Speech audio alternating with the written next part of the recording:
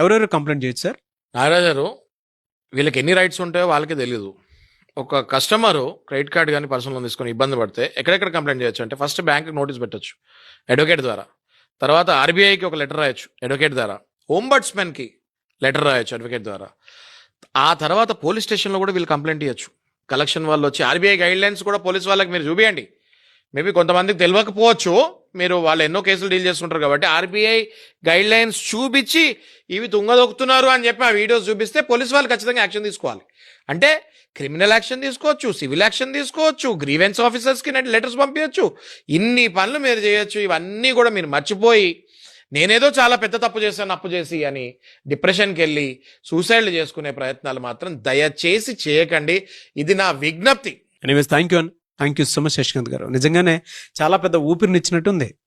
అంటే గుండె బరువు దిగినట్టుంది మీరు అలా మాట్లాడుతుంటే. ఇన్ని రైట్స్ ఉన్నాయా మాకు అనేటువంటి విషయం కూడా చాలా మందికి తెలియదు. Great sir, thank you so much Shashikant గారు.